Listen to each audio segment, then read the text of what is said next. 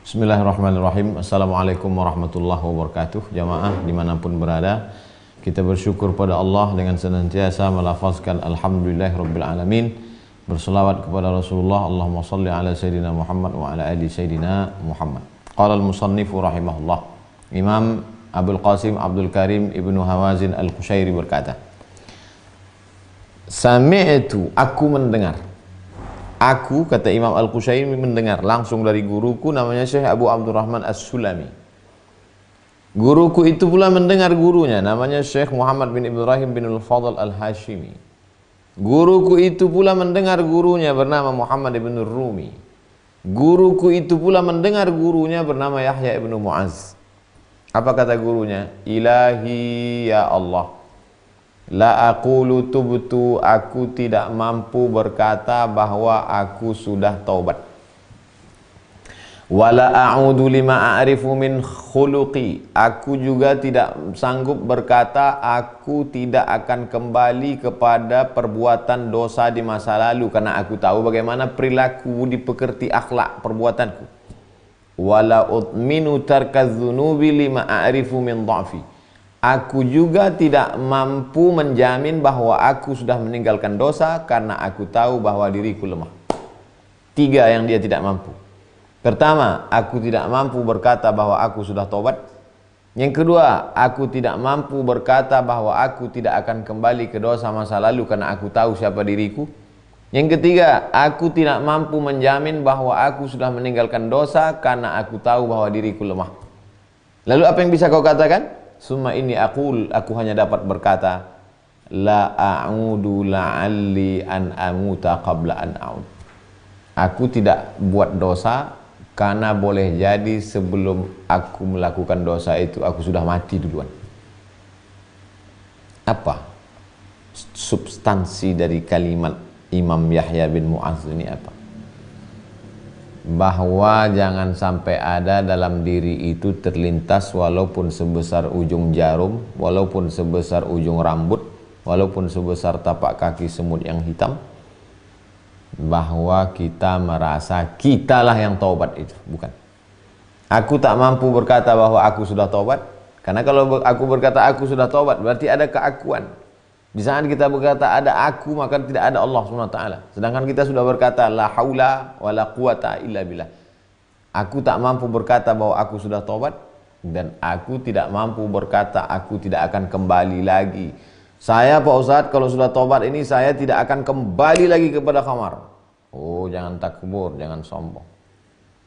Saya jamin insya Allah saya tidak akan korupsi lagi. Saya jamin insya Allah saya tidak akan pacaran lagi. Saya jamin saya insya Allah tidak akan buat makan riba lagi. Bukan begitu. Tapi ucapan yang lebih halus adalah la a'udu la'alli an amuta qabla an a'ud. Aku tidak kembali buat dosa karena boleh jadi sebelum buat dosa itu aku sudah mati duluan. Karena aku serahkan hidup dan matiku di tangan kuasa kudrat iradat Allah Subhanahu wa ta'ala. Ketika kau rendahkan dirimu, disitulah Allah mengangkat derajatmu. Ketika kau katakan dirimu lemah, disitulah yang maha kuat akan menolongmu. Ketika kau katakan aku tidak buat dosa bukan karena aku mampu, tapi karena boleh jadi aku mati, seandainya aku tidak mati pasti aku akan buat dosa juga, disitulah Allah datang menurunkan pertolongannya. Kita tak masuk surga kecuali dengan rahmat Allah. Kita pun tidak meninggalkan dosa itu karena rahmat Allah. Halus kajian para ulama ini. Itu mengapa kita tidak mengkaji fikih. Kita sudah bertahun-tahun kaji masalah fikih. Karena fikih itu menajamkan akal. Fikih itu menajamkan rasio. Tapi kalau tidak dibarengi dengan kajian akhlak, maka kita akan menjadi orang yang keras hati. Maka kajian akhlak itu melunakkan hati. Fikih terus. Tiga ini tak boleh, jangan sampai tidak sejalan. Akidah, fikih, akhlak. Fikih terus kita kaji. Bagaimana sholatnya perawat, dokter yang mengatasi masalah corona di rumah sakit. Terus kita kaji. Apa kata mazhab Hanafi, apa kata mazhab Maliki, apa kata mazhab Syafi'i, apa kata mazhab Hambali. Akidah terus kita kaji. Banyak ustadz-ustadz bingung bagaimana cara mengkaji akidah. Ini ada buku Aqidah Ahlussunnah wal Jamaah, penjelasan sifat 50. Selama ini kita tahu sifat 20, wujud, qidam, baqa, mukhalafatul hawadisi, qiyamuhu binafsihi wa daniyah, qudrat, irodat, ilmun ayat, sama basar, kalam. Ini sifat 50. Ditulis Kiai Haji Muhammad Idrus Ramli. Bagus buku ini. Bisa juga dibuat satu malam satu sifat, 50 malam 50. Penjelasan sifat 50.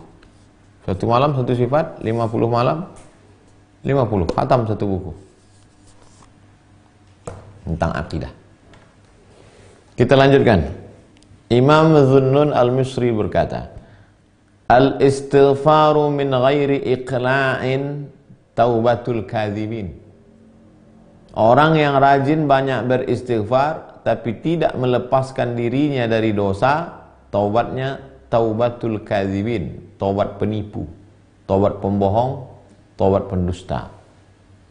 Karena mulutnya aja yang berkata astaghfirullah, astaghfirullah, bahkan dinyanyikan dengan menetes air mata di depan orang banyak, tapi tidak melepaskan diri dari dosa. Taubatul kadzibin, taubat pembohong, taubat pendusta. Jadi sebab itu sejalan.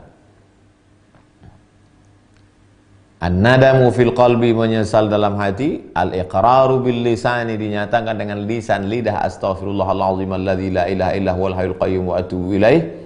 Wal iqraru alla ya'uda ilaihi abadan, tekad kuat untuk tidak kembali ke dalam dosa itu selamanya. Sami'tu Muhammad bin al-Husain, aku mendengar Imam Muhammad bin Husain berkata. Sami'tu Nusrabadhi yaqul, aku mendengar Imam Nusrabadhi berkata. Sami'tu bin Yazdaniyar yaqul, aku mendengar Ibnu Yazdaniyar berkata. Su'ila 'anil 'abdi idza kharaja ila Allah. Imam Ibnu Yazdaniyar pernah ditanya tentang seorang hamba kalau dia keluar bertaubat menuju Allah, ala ayyi aslin yakhruj, keluarnya itu atas dasar apa? Keluar dia dari dosa, taubat dia, mendekatkan diri menuju Allah atas dasar apa? Faqala, Imam Ibnu Yazdaniyar menjawab, ala alla ya'uda ila ma minhu kharaj. Dasarnya adalah setelah dia keluar tidak kembali mundur ke belakang. Itu dasar utamanya. Wala yura'i ghaira man ilaihi kharaj, dia tidak lagi memperhatikan kepada yang lain, fokus tujuannya hanya satu, kemana dia? Kepada Allah SWT. Wa yahfazu sirrahu an mulahazati ma tabarra'a minhu, dan dia jaga hati kecilnya untuk memperhatikan hanya fokus kepada Allah semata, tidak lagi kepada yang lain. Kalau begitu sifatnya, barulah sempurna taubat. Pertama, la ya'uda ila ma minhu kharaj, tidak akan kembali lagi mundur ke belakang, menatap hanya ke depan, yang lalu tinggalkan. Wala yura'i ghaira man ilaihi kharaj, pasang kacamata kuda, tak memandang ke kiri, tak memandang kanan, tak ke atas, tak ke bawah, lalu fokus ke mana? Man ilaihi kharaj, kepada dia, tujuan ini kepada dia, Allah Subhanahu wa taala. Wa yahfazu sirrahu, sekarang zahir, sir, batin. Ada namanya qalb.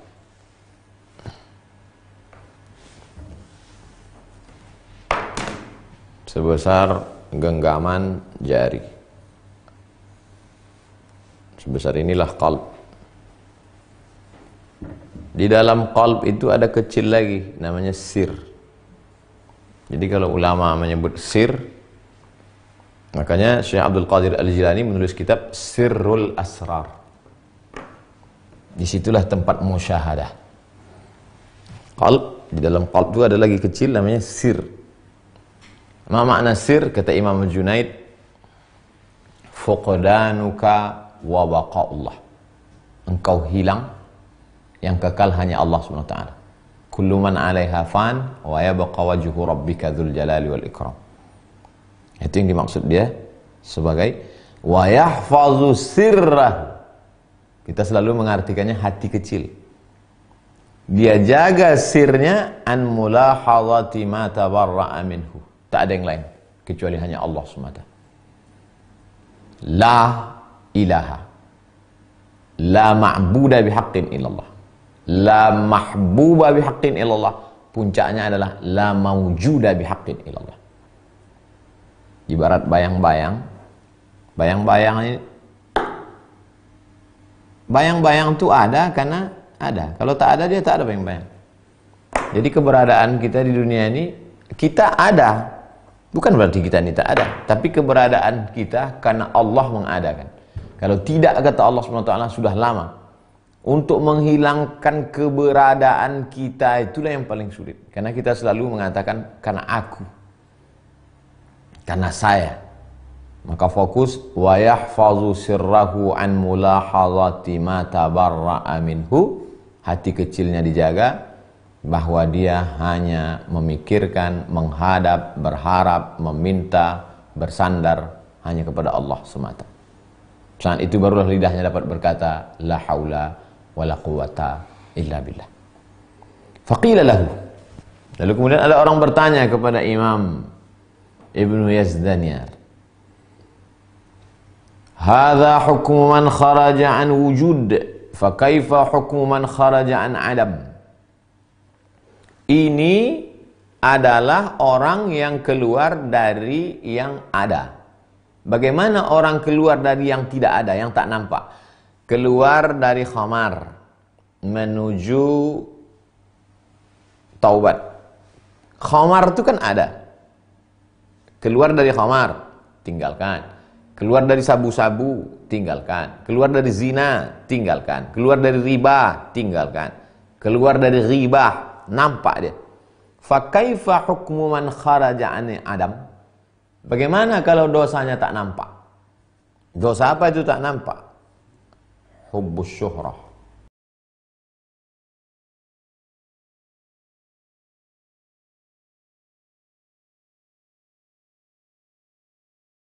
Ingin.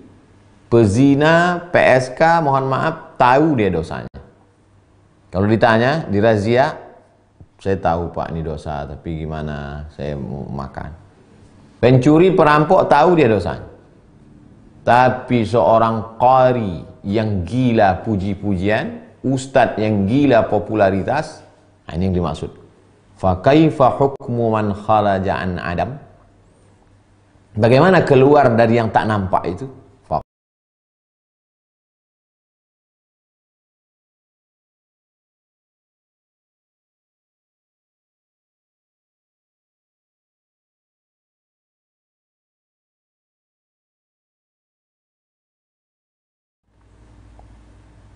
Wujudul halawah, Allah rasakan rasa manis fil musta'naf.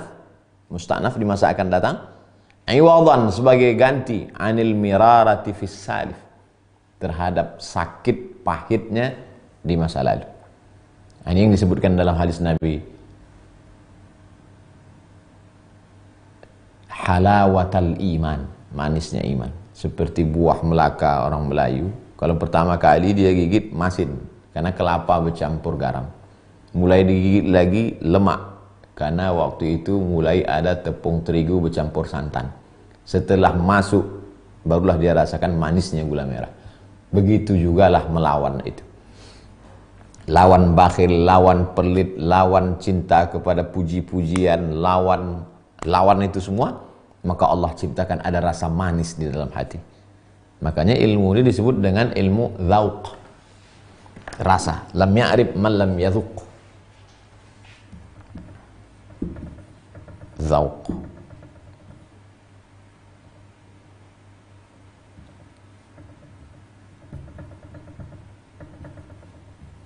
Dia lebih banyak mengandalkan rasa. Kalau kata orang barat, kata-kata orang intuisi.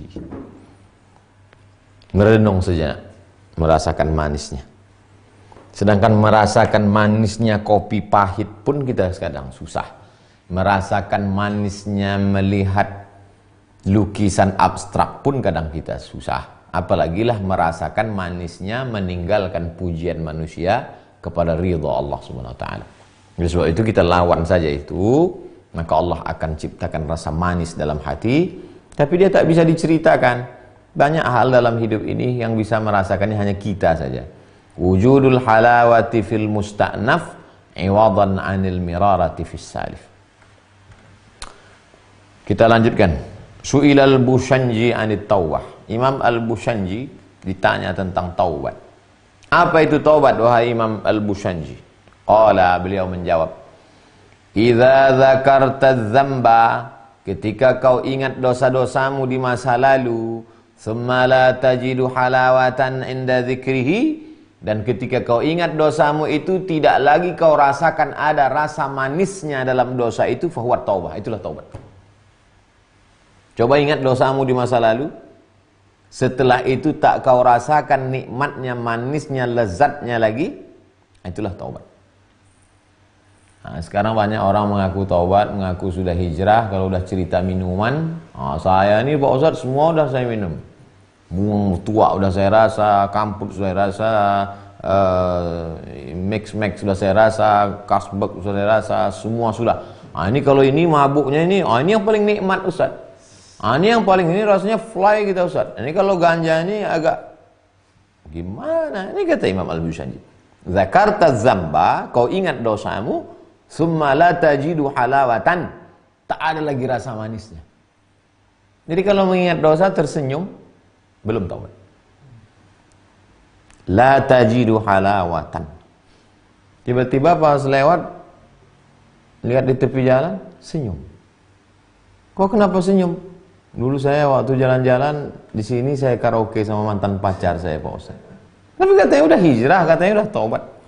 Masih merasakan halawatan. Belum taubat. Jadi saya termasuk dari dulu suka membaca kitab-kitab yang masalah hati ini karena dia halus. Fikih suka juga. Karena fikih itu pun halus. Cuman yang dilahirkan oleh fikih itu hukum. Makanya kalau makin banyak kita baca kitab fikih, makin menguasai kita syarat, rukun, wajib, sunat, maqasid syariah, makin tajam akal kita. Kalau tidak dibarengi dengan ilmu masalah hati ini, makin muncul ego, angkuh, sombong gitu. Saya yang lebih ngerti, saya yang lebih paham, aku. Nah, itulah maka Allah Maha Adil, diseimbangkannya sejalan antara tiga. Ada akidah, ada fikih, ada akhlak. Idza dzakarta dzamba, ketika kau ingat dosa-dosamu di masa lalu, tsumma la tajidu halawatan, kemudian tidak lagi kau rasakan manisnya, inda dzikrihi, ketika mengingat, ketika menyebut-nyebutnya tak lagi ada rasa manisnya. Bahkan ketika orang menyebutnya lalu cepat-cepat kau katakan, udahlah itulah. Meleleh air mata. Itulah taubat. Tapi sekarang justru orang ketika disebut, Pak, Bapak dulu kan preman yang, oh iyalah, mana ada yang lebih hebat lagi daripada saya. Bukan taubat, kata Imam Al-Bushanji. Fahuwa taubah. Wa qala Dhunnun, Imam Dhunnun Al-Misri berkata, haqiqatut taubati, apa hakikat taubat itu? Banyak orang hakikat taubat itu dulu belum pakai peci, sekarang pakai peci. Dulu kening biasa aja, sekarang udah hitam. Dulu belum berjenggot, sekarang berjenggot. Dulu pakai celana pendek, sekarang udah pakai celana panjang. Hanya itu saja taubat. Haqiqatut taubati antadhiqa 'alaikal ardu bima rahubat, kau rasakan bumi ini sempit padahal sebelumnya lapang. Itulah taubat. Dulu Pak Ustadz lapang dunia ini, pusing saya sedikit mabuk saya, pusing saya sedikit saya pakai sabu, pusing saya sedikit pakai ganja, suntuk saya sedikit pergi saya sana. Tapi setelah saya bertaubat ini sempit dunia ini. Itulah taubat. Hatta la yakunu laka qarar, sampai-sampai tidak ada rasa dalam hatimu ingin menetap lama di dunia. La yakunu laka qarar, tak pernah kau merasa ingin menetap lama di sini. Jadi kalau naik pesawat bukan main lagi doanya, subhanalladzi sakhkhara lana hadza wa ma kunna lahu muqrinin wa inna ila rabbina lamunqalibun. Allahu akbar, Allahu akbar, Allahu akbar, Allahumma antas sahibu fis safar ila akhirih. Begitu pesawat takutnya, pucatnya mau mati, berarti belum lagi sampai ke tingkat ke maqam. Hatta la yakunu laka qarar, Sampai dalam hatimu tak lagi ada ingin berlama-lama di dunia ini, karena tapi bukan maknanya setelah itu dia tidak berikhtiar, tidak berusaha. Perlu dipahami bahwa kalau dia mencari nafkah, dia mencari duit, dia berbisnis, dapat duit banyak, itu tujuannya juga untuk setelah mati. Jadi jangan berarti orang setelah taubat itu lalu tak lagi mementingkan dunia. Dia tetap semangat cari duit, tapi duitnya itu untuk bekal setelah mati. Banyak dapatnya duit, tapi dalam pikirannya tak masuk nih ke otaknya, tak masuk ke dalam hatinya. Serahkannya ke pembangunan sekolah, pembangunan masjid. Itu yang dimaksud la yakunu laka qarar. Jangan sampai setelah ngaji masalah hati ini, lalu kemudian melegitimasi kemalasan. Nah, ini yang tak betul. Dia sebetulnya memang dalam hatinya orangnya pemalas, memang nggak mau kerja. Lalu setelah mendengar kaji masalah ini, dijadikan ini sebagai legitimasi untuk malas. Sebelum ngaji pun memang tak mau kerja. Tapi setelah ngaji, kenapa kau tak kerja? Kita kalau sudah benar taubat kita, Ustaz, hatta yakunu laka qarar, sampai kita tak lagi ingin berlama-lama di dunia. Itu tak betul. Itu artinya bukan mencari kebenaran, tapi mencari pembenaran. Luruskan niat, bersihkan hati. Summa tadhiqu 'alaika nafsuk. Bahkan dirimu pun terasa sempit. Kama akhbar Allah Ta'ala fi kitabih, sebagaimana firman Allah dalam Al-Quran. Wa dhaqat 'alaihim anfusuhum. Diri mereka merasa sempit. Wa dhannu an la malja'a minallah illa ilaih. Satu-satunya yang melapangkan hanya ketika mengingat Allah, berada di rumah Allah bersama orang-orang yang dicintai Allah. Yang kata Sayyidina Umar Ibn Khattab, kalaulah bukan karena yang tiga ini, sudah lama aku tinggalkan dunia ini. Mengingat Allah, membaca kitab suci Allah, berada di rumah Allah, bersama orang-orang yang disayangi Allah. Itu saja lagi yang membuat kita nyaman, enak di dunia. Kalau bukan karena ini, sudah lama mau minta mati saja. Makanya Imam Al-Bukhari 16 tahun berkeliling dari Bukhara, Uzbekistan, pergi ke Makkah, dari Makkah pergi ke Madinah, dari Madinah pergi ke Syam, dari Syam pergi ke Mesir, dari Mesir pergi ke pulang ke Persia, dari Persia pulang berbuka majelis Sahih Bukhari. Akhirnya penguasa tidak suka karena majelisnya ramai.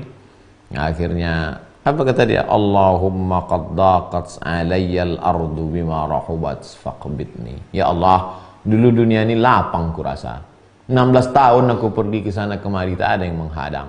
Dan sekarang dunia ini terasa sempit. Allahumma, ya Allah, qad, sungguh, daqat, sudah sempit. Alayyal ardu, sudah sempit terasa bumi ini. Bima rahubat, yang sebelumnya lapang. Faqbidni, cabutlah nyawaku ya Allah. Meninggal. Apa lagi guna hidup di dunia?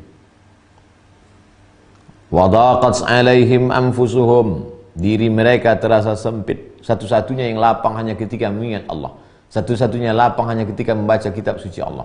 Satu-satunya yang membuat hati ini lapang hanya ketika berada di rumah Allah. Mau pergi ke rumah Allah, tak bisa. Virus corona. Mau berjumpa dengan hamba-hamba Allah, tak juga bisa. Takut bersalaman, takut bertatap muka, takut ngumpul, takut ngobrol. Masih ada satu lagi, membaca kitab suci Allah. Membaca kitab suci Allah masih bisa, berzikir min Allah masih bisa, masih lapang. Wa dhaqat alaihim anfusuhum, diri mereka terasa sempit. Wa dhannu alla malja'a min Allah illa ilaih, tidak ada lagi tempat berlindung kecuali hanya kepada Allah. Summa taba alaihim, lalu kemudian Allah menerima taubat mereka. Coba lihat, taubat mereka diterima karena mereka merasa dunia ini sempit dan tidak ada tempat berharap, tak ada tempat berlindung, tak ada tempat merasa lapang kecuali hanya Allah. Makanya khatib-khatib di Mesir selalu dalam khutbah Jumat, "Idza dhaqat 'alaika ad-dunya faqul ya Allah." Jamaah yang hadir, Allah. "Idza dhaqat 'alaika ad-dunya," kalau sempit terasa engkau dunia, faqul ya Allah. Katakanlah ya Allah. Semua jamaah, Allah kata mereka. Waqala Ibnu Atha, Ibnu Atha berkata, at-taubatu taubatani. Taubat itu ada dua. Taubatul inabah, taubatul istijabah. Kata Imam Ibnu Atha, taubat itu kata dia ada dua. At-taubatu taubatani. Taubat itu ada dua. Taubatul inabah, taubatul istijabah. Satu, dua. Apa bedanya? Taubatul inabah ayyatubal abdu khaufan min uqubatih. Seorang hamba bertaubat kepada Allah karena takut masuk neraka. Kenapa kau taubat minum khamar? Takut Pak Ustadz, kemarin dengan ceramah katanya kalau minum khamar nanti di akhirat dituangkan khamar ke leher terbuat dari api neraka jahanam, terbuat dari nanah-nanah. Orang yang masuk neraka itu bernanah, berkudis, air-air nanahnya itu mendidih, itu yang diminumkan. Taubat saya. Taubatnya itu disebut dengan taubatul inabah. Taubat yang kedua, ayyatuba hayaan min karamih. Bukan karena takut, tapi karena haya, malu.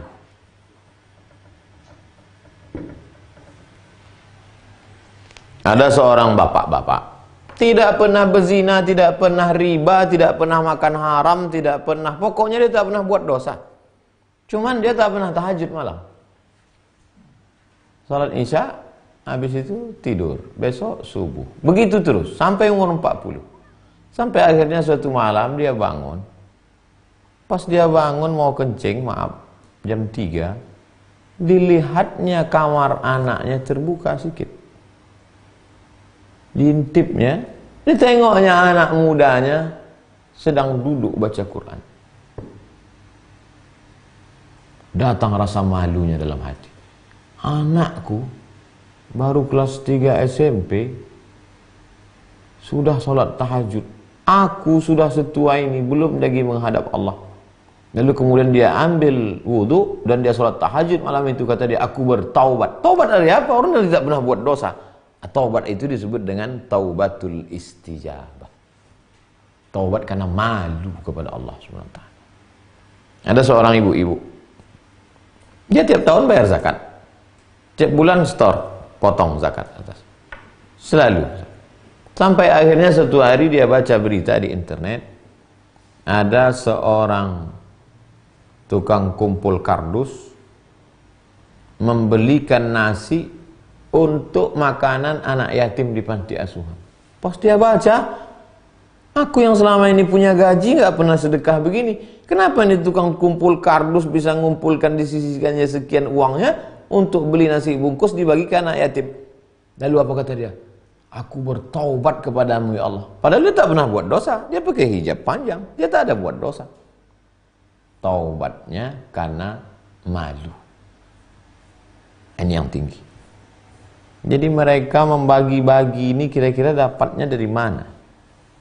Pertama, karena mereka orang-orang yang memperhatikan masalah hati. Bukan masalah halal, haram, makruh, sunat, sunat muakkad, rukun, syarat, wajib. Bukan itu domain mereka. Itu kajian orang fikih. Ini kajian orang ulama yang memperhatikan masalah qalbu, masalah hati. Yang kedua, mereka dapat ilham. Cara kita mendapatkan kebenaran itu adalah dengan dua jalur. Kebenaran al-haq bisa dicari dengan dua cara. Yang pertama dengan akal. Yang kedua adalah dengan qalb, dengan hati. Dengan akal ini makasib. Sedangkan dengan qalbu ini mawahib. Makasib artinya usaha.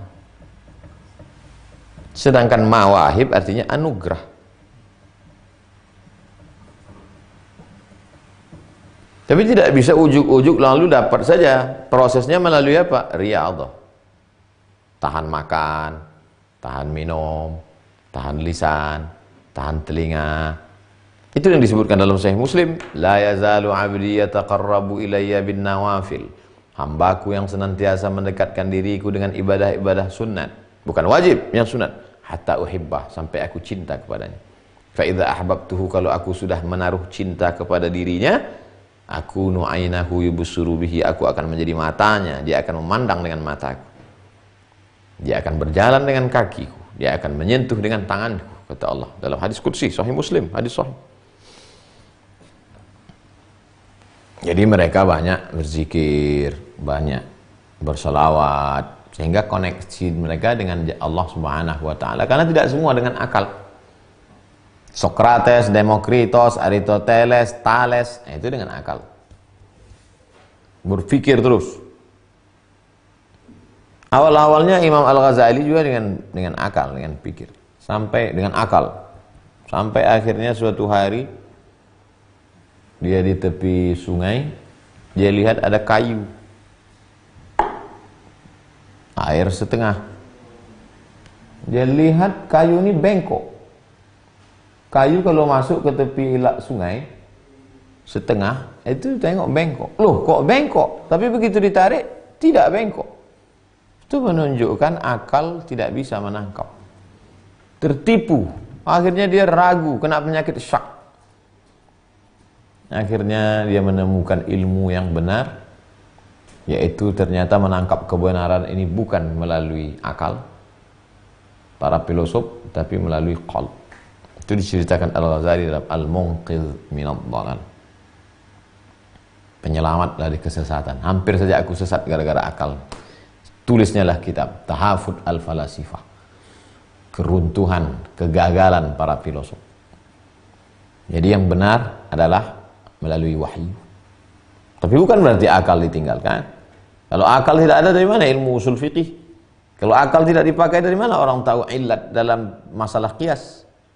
Akal tetap, tapi menjadikan wahyu sebagai komando. Hati perlu dihidupkan.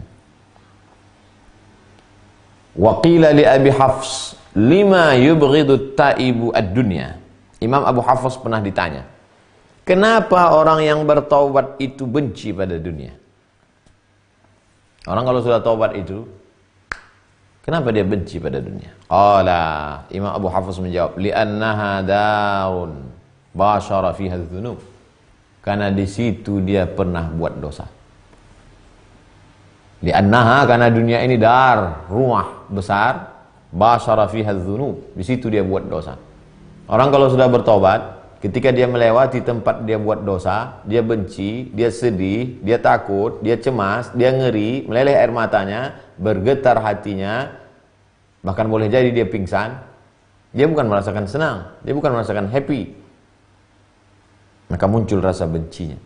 Digantinya dengan taubat, digantinya dengan istighfar, digantinya dengan baca Quran, digantinya dengan khauf, digantinya dengan raja.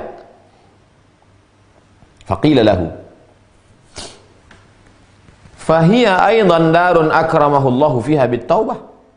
Kenapa mereka benci kepada dunia? Karena di dunia itu tempat dia buat dosa.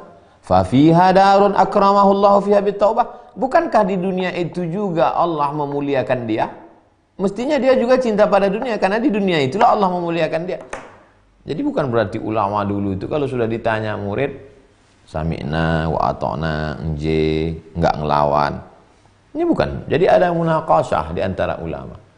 Ustaz, ya, orang-orang tobat itu kalau sudah tobat dia benci pada dunia. Kenapa? Karena di dunia itu tempat dia buat dosa. Kalau dia lihat dunia, dia ingat dosanya, maka dia benci. Tapi kan dunia juga tempat dia diterima taubatnya. Apa kata Imam Abu Hafs? Innahu minadz-dzambi ala yaqinin wa min qabuli taubatihi ala khatarin. Bahwa dia di dunia itu dulu pernah buat dosa, yakin 100%. Tapi di dunia juga kan dia diterima taubatnya. Wa min qabuli taubatihi ala khatarin. Tapi bahwa dosanya itu diampunkan Allah di dunia, ala khatarin, belum ada kepastian. Baru hanya sebatas pada khatar. Hanya pada lintasan hati saja. Belum ada kepastian. Tapi kan orang yang bertaubat itu diterima Allah taubatnya. kita berharap taubat itu diterima. Bahwa Allah Ta'ala menerima taubat, tidak ada yang tahu siapa yang diterima taubat nasuha. Tidak ada yang tahu siapa yang dapat Lailatul Qadar. Tak ada yang tahu siapa yang dapat salat wusta.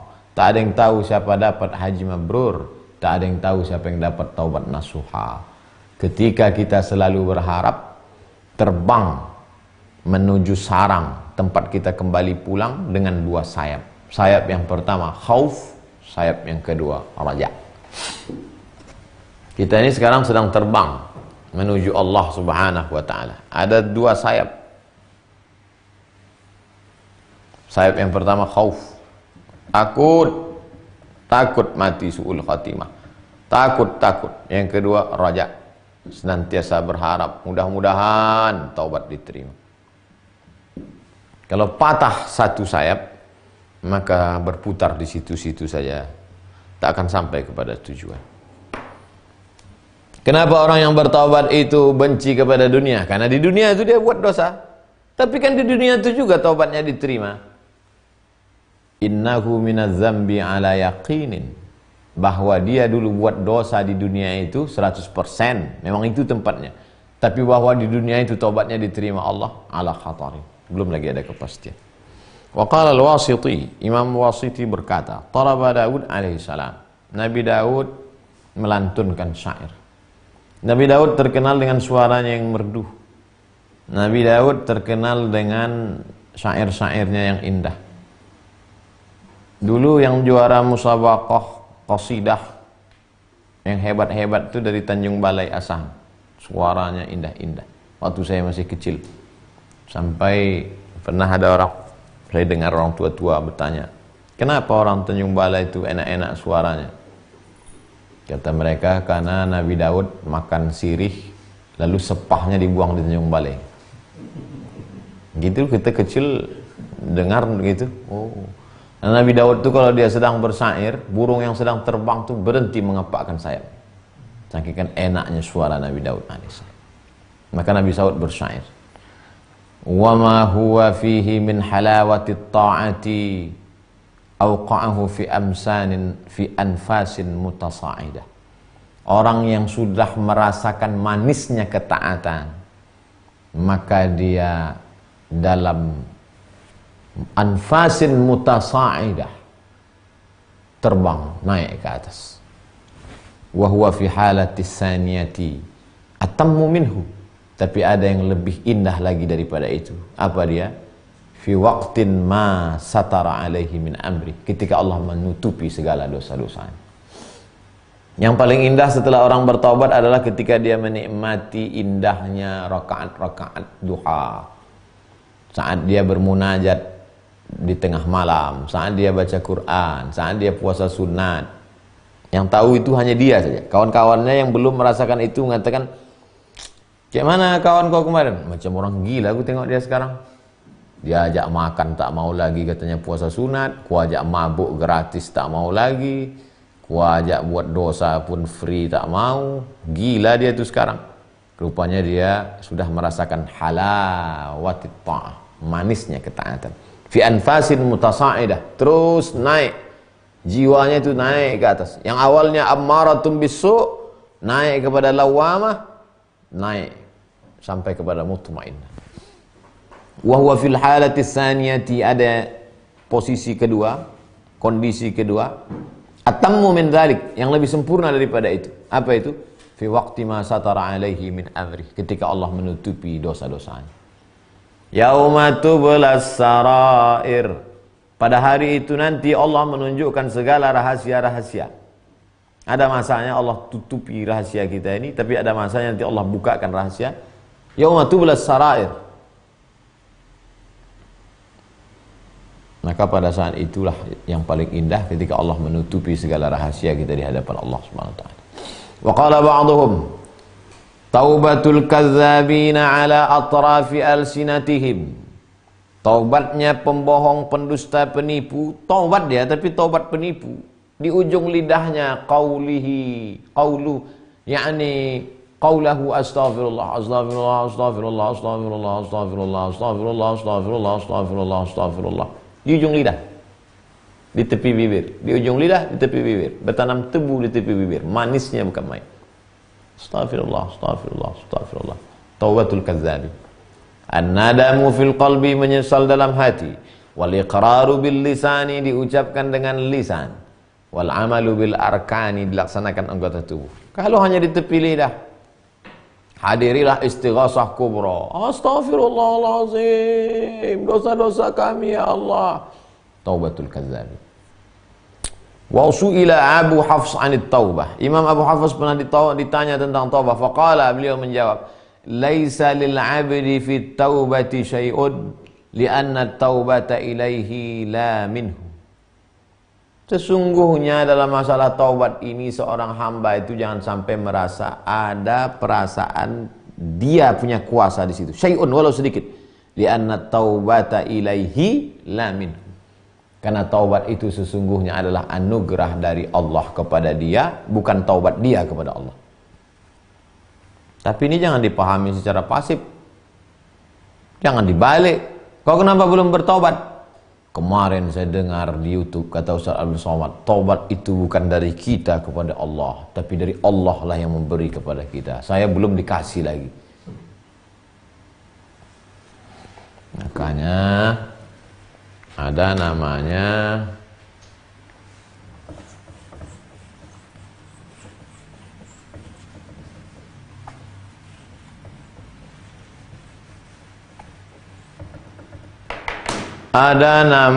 al-kasbu, usaha. Ada namanya al-mauhibah, al-mauhib, anugerah dari Allah. Tak sama antara satu orang dengan orang lain. Ada yang satu itu ini dulu. Setelah dia berusaha dulu, baru Allah kasih ini. Tapi ada juga sebagian orang ini dulu. Setelah itu baru ini. Contoh, dalam keadaan mabuk berat, fly pulang, tiba-tiba nampak kertas hanyut di bawah air hujan. Tulisan di situ Bismillah.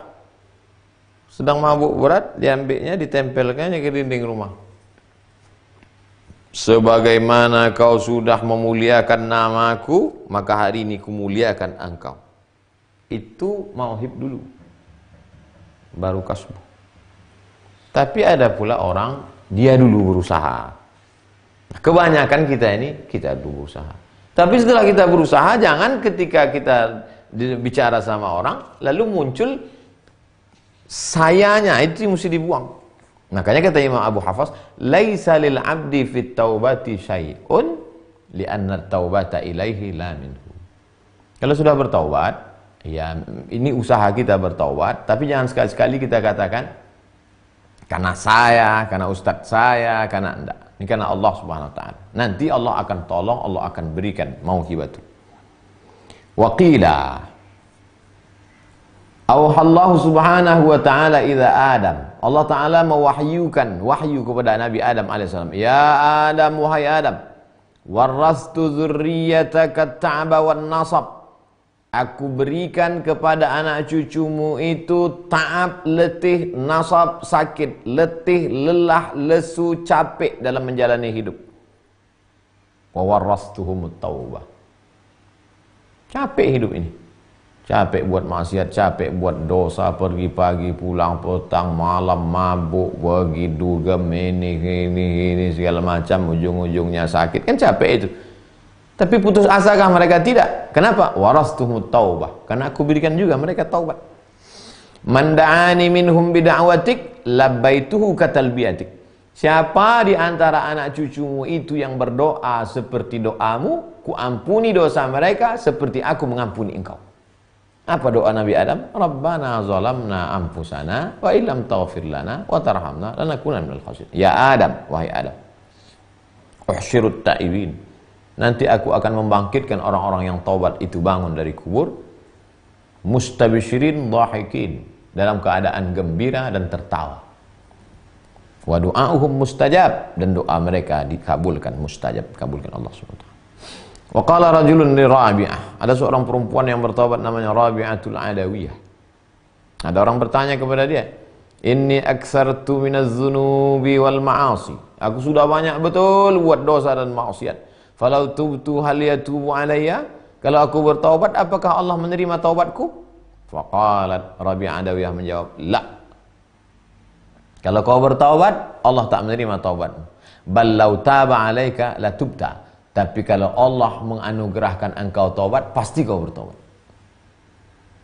Kalau aku bertaubat, apakah Allah menerima taubatku? Selama kau masih berkata aku, maka tak begitu adab kepada Allah Subhanahu wa taala.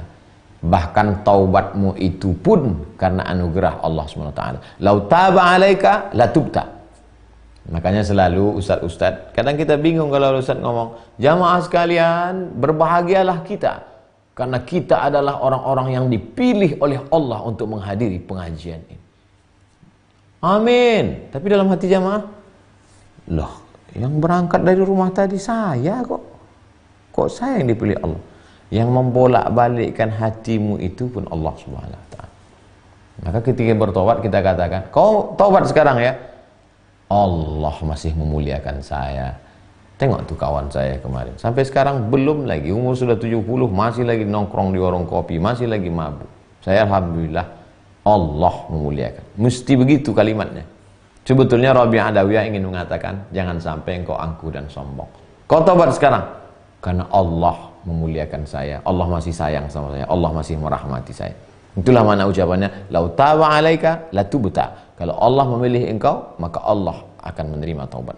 Wa'lam, ketahuilah Allah berfirman, innallaha yuhibbut tawwabin. Allah suka kepada orang yang bertaubat, wa yuhibbul mutatahhirin. Allah cinta kepada orang yang mensucikan diri.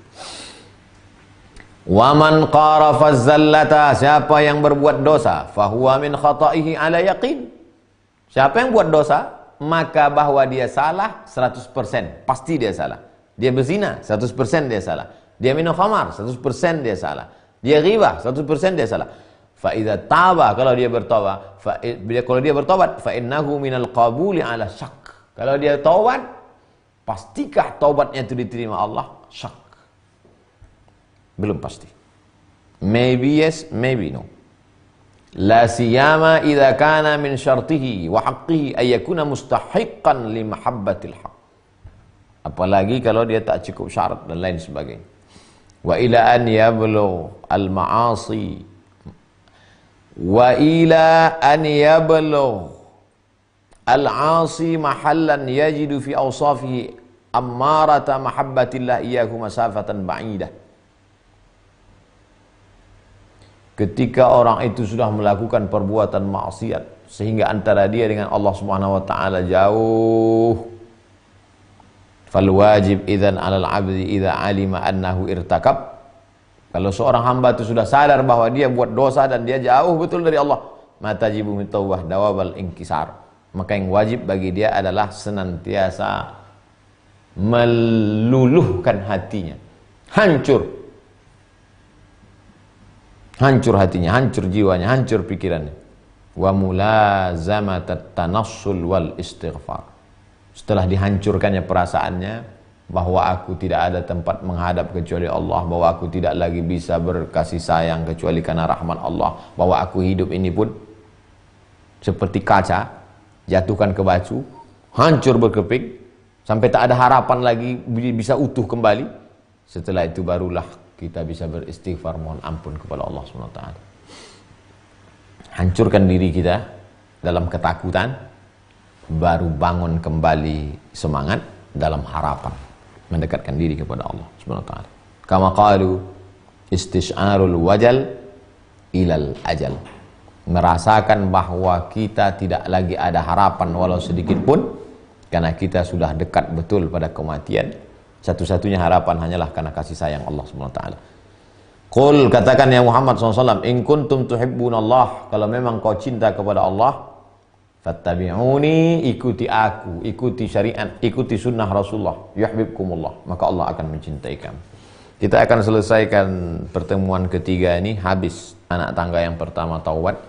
Ada kira-kira setengah halaman lagi, kita habiskan ini baru kita jawab pertanyaan. Qul, katakan ya Muhammad SAW kepada mereka yang selalu banyak buat silap salah dan dosa, in kuntum tuhibbunallah, kalau memang kalian sudah hancurkan perasaan kalian, bersihkan hati kalian dan ingin mendekatkan diri kepada Allah, satu-satunya jalan adalah mengikuti syariat Muhammad SAW, mengikuti sunnah-sunnah Rasulullah SAW. Kalau itu kalian lakukan, yuhibbukumullah, Allah pasti akan sayang kepada kamu. Hancurkan kaca berwarna hitam yang sudah tak lagi ada harapan, bangun harapan baru, dekatkan kepada Allah SWT dengan mengikut sunnah Rasulullah SAW. Wa min sunanihi, wa kana min sunnatihi, di antara sunnah Rasulullah SAW, dawamul istighfar, banyak-banyak beristighfar. Innahu la yughan, sesungguhnya hatiku itu ala qalbi, ada yang menutup. Hati itu terbuka berzikir, tapi kadang-kadang dia tertutup. Fastaghfirullah fil yaum 70 marrah, maka aku beristighfar kepada Allah 70 kali. Hadis sahih Muslim. Ada kadang-kadang lintasan dalam hati membuat lalai, astaghfirullah 70 kali. Nabi beristighfar 70 kali bukan karena dia minum khamar, na'udzubillah. Nabi beristighfar 70 kali karena ada satu lintasan yang menutup hatinya. Astaghfirullah 70 kali. Sami'tu Abu Abdullah As-Sufi yaqul, aku mendengar Abu Abdullah As-Sufi berkata. Sami'tu Al-Husain bin Ali yaqul, aku mendengar Husain bin Ali berkata. Sami'tu Muhammad bin Ahmad yaqul, aku mendengar Imam Muhammad bin Ahmad berkata. Sami'tu Abdullah bin Sahal yaqul, aku mendengar Abdullah bin Sahal berkata. Sami'tu Yahya bin Mu'adz yaqul, aku mendengar Yahya bin Mu'adz berkata. Zallatun wahidatun ba'da taubah aqbah min 70 qablaha. Satu dosa setelah bertaubat lebih buruk, lebih jelek, lebih parah, lebih dahsyat daripada 70 dosa sebelum bertaubat. Tapi jangan gara-gara mendengar ini menunda taubat. Ah, kalau gitu saya taubat nantilah Pak Ustaz. Kenapa kau belum taubat? Karena satu dosa sebelum taubat dihitung satu. Satu dosa setelah bertaubat akbah, lebih buruk daripada 70 setelah bertaubat. Makanya mendengar kaji itu lengkap. Ini kan di ujung-ujung ini. Di ujung sudah mau habis, bukan di awal. Sami'tu Muhammad bin Husain yaqul, aku mendengar Muhammad bin Husain berkata, aku mendengar Abu Abdullah Ar-Razi berkata, aku mendengar Abu Utsman berkata tentang firman Allah, inna ilaina iyabahum, mereka itu semuanya akan kembali kepada kami. Wa in tamada bihimul jaulan fil mukhalafat, walaupun mereka banyak silap, banyak salah, banyak dosa, sering melanggar aturan Allah, toh mereka akan kembali ke kami juga.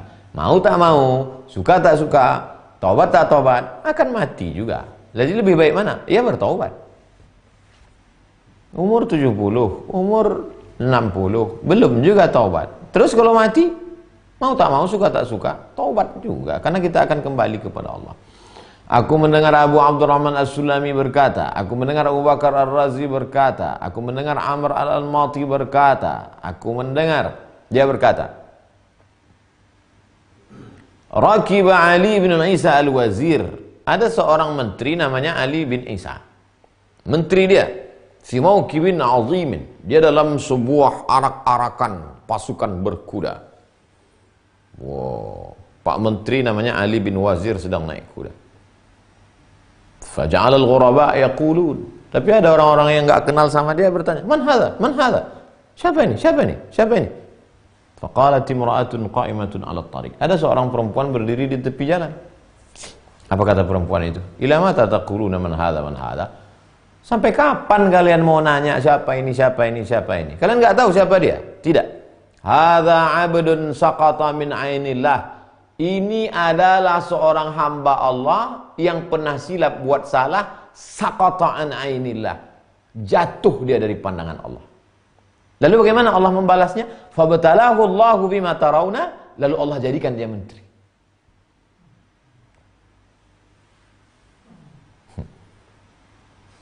Selama ini orang menganggap kalau Allah marah lalu dibuatnya miskin. Kalau Allah marah dibuatnya sakit. Kalau Allah marah dibuatnya kebakaran. Nih cara pandang. Siapa ini? Siapa ini? Ini adalah orang yang pernah buat dosa, Saqata min ainillah, jatuh dia dari pandangan Allah. Lalu bagaimana Allah membalasnya? Fabtalahu Allah bima taraun, dijadikan Allah dia menteri karena Allah marah. Fasami Ali bin Isa dzalik, Pak Menteri yang sedang naik kuda mendengar ucapan itu, faraja'a ila manzilihi, pulang dia ke rumahnya, wastaghna 'anil wizarah, dia hubungi sultan, sultan aku berhenti jadi menteri, wa dhahaba ila Makkah, dan dia pindah ke Makkah, wajara biha, wajawara biha, jawara biha, wajawara, tinggal menetap di Makkah, taubat sampai mati. Buku ini melihat kita, mengajak kita memandang satu masalah dari sisi yang lain. Kira-kira kalau Ustaz Somad jadi menteri, alhamdulillah, terima kasih atas nikmat yang besar ini ya Allah. Rupanya Allah sedang membalas karena sudah buat dosa, dijadikannya menteri. Banyak-banyak baca kitab Ar-Risalah Al-Qushairiyah. Mudah-mudahan kita senantiasa memperhatikan masalah hati kita, insyaallah. Amin ya rabbal alamin. Besok kita akan lanjutkan anak tangga yang kedua. Kita baru stasiun menuju Allah, anak-anak tangga menuju Allah. Kita baru melewati anak tangga yang pertama, anak tangga taubat, 3 pertemuan. Besok kita akan ketemu anak tangga yang kedua setelah bertaubat. Langkahkan ke anak tangga kedua, al-mujahadah, melawan hawa nafsu. Besok, jangan kemana-mana. Memang nggak boleh kemana-mana. Kalau kemana ditangkap polisi. Sekarang cobalah duduk-duduk, tangkap Pak Polisi. Pulang. Kita jawab 5 pertanyaan. Assalamualaikum warahmatullahi wabarakatuh. Waalaikumsalam. Apa hukum re-upload video orang? Bagaimana tanggapan Ustadz tentang orang yang re-upload video Ustadz? Ada orang-orang yang video-videonya dia lepas begitu saja. Video ini terserah kata dia, ada dalam ceramahnya begitu. Nah, itu terserah re-upload. Ada orang-orang yang videonya di apa istilahnya itu, didaftarkan. Nah, itu kalau ada orang videonya yang dipatenkan, kata dia ini tak boleh. Nah, kita ikutilah. Kalau dia tokoh, kita ikuti. Kalau dia ngomong kata dia jangan, berarti kita buat dosa. Tapi kalau kata dia bebaskan, ya bebas. 2. Nasrullah. Bagaimana cara menasihati teman yang belum mau sholat? Kalau kau sanggup, ud'u ila sabili rabbika bil hikmah, dengan kata-kata. Friend, cepatlah sholat. Ini nampaknya masjid udah kosong nih, udah nggak bisa lagi sholat, udah banyak orang mati udah.